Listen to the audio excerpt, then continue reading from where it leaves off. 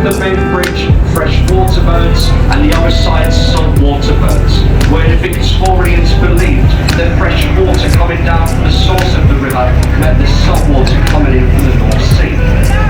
We have two bridges close together, and a lot of people refer to these bridges as the Tunnel of Love.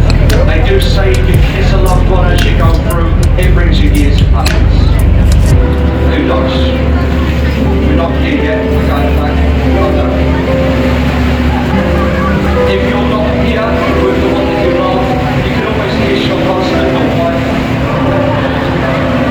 Sense of work just as well.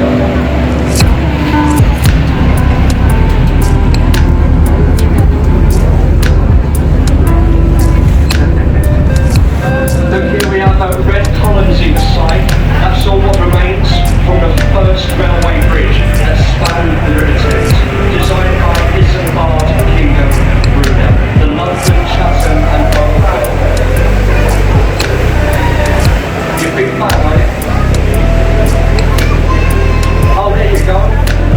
Say Brunel, Isambard Kingdom Brunel, what a great engineer. If you've been anywhere in this country, the chances are you've been on or through something that Brunel built. A very famous Victorian engineer, and even after a couple of centuries it's still very popular with our friends here on the top.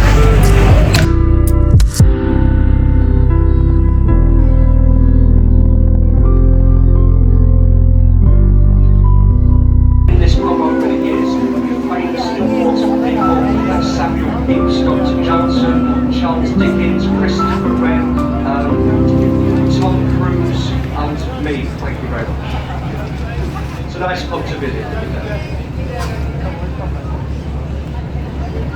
I mentioned about Dr. Samuel Johnson. He comprised one of the first English dictionaries. He was also a diarist. Dr. Johnson is the man that once famously wrote, "If a man is tired of London, then he is tired of life itself." They are words of a very clever man. Or remember, words of a man that has never travelled on the London Underground during the rush hour. There's another pub here on the right-hand side, the Old Thamses Inn.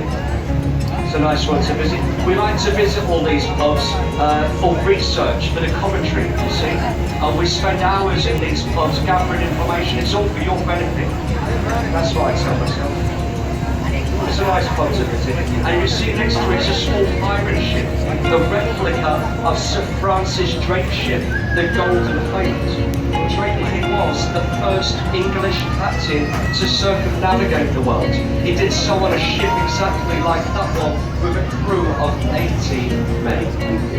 Could you imagine being on a ship of that size for 3 years at sea with 80 men on board? You can imagine they came back very close friends or even close enemies. 3 years at sea, I feel for them. I've been on this boat for about 6 hours today and I'm fed up with him in there. You can't imagine 3 years.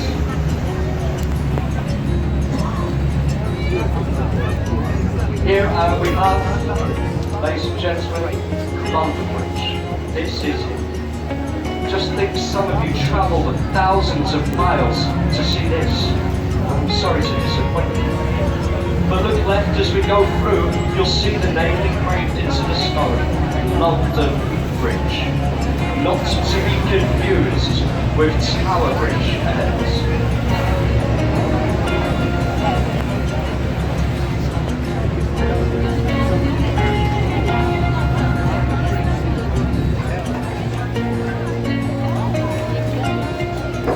Now if you was confused and you thought the bridge ahead of us was London Bridge, don't feel silly.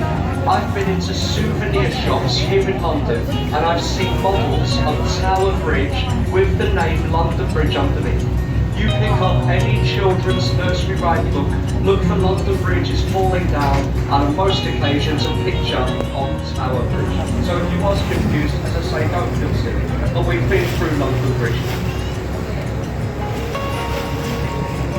And here on your right, the Shard of Glass, 1,017 feet. This was the biggest building in Western Europe when it was constructed, and you get some lovely views over the city.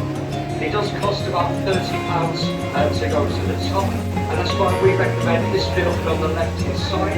You see the one that gets wider towards the top is nicknamed, and one from Belfast. The British ship is called the HMS Belfast, the largest light cruiser ever commissioned by our Royal Navy, weighs 11,500 tons. Saw action all throughout the Second World War, but now part of the Imperial War Museum.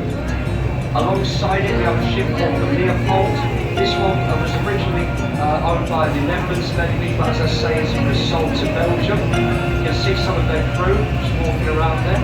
They've got a boat alongside the Oasis. They've just been given some fresh water, and they'll be out on the way once again. There's the crew. Give them a little wave. Hello, sailor. Bye, mate. Feel welcome.